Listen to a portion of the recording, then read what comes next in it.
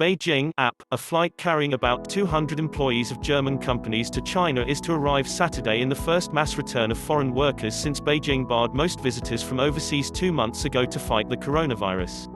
The employees obtained visas under a fast-track program aimed at helping revive the economy, said Jens Hildebrandt, executive director of the German Chamber of Commerce in China.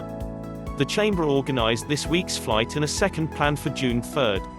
There is huge demand, Hildebrandt said Tuesday. China, where the outbreak began in December, stopped admitting most foreigners including those with residence permits on March 28 in an attempt to avoid re-importing the virus. Foreign workers already in the country were allowed to stay and visitors could apply for a visa for a business or other urgent reason. But that left thousands of employees of US, European and other foreign companies waiting abroad.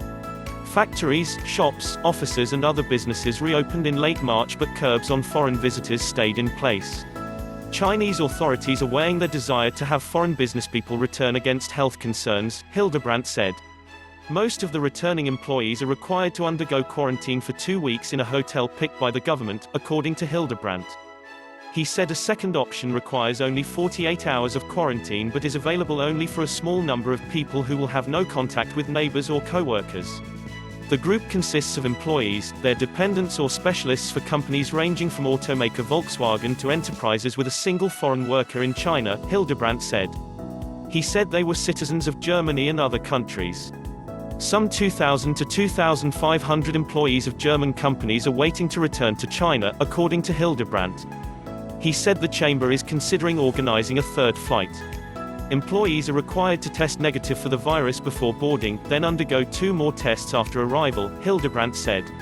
Previously, companies could apply for visas but had to prove the economic importance of an employee, said Hildebrandt.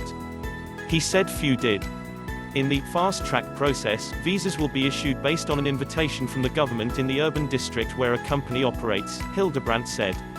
This week's charter flight on the German carrier Lufthansa is from Frankfurt to Tianjin, east of Beijing.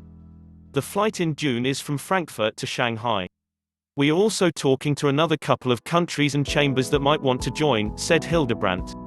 If these first 2 flights work, and we expect them to work, then it really is a good example for this program.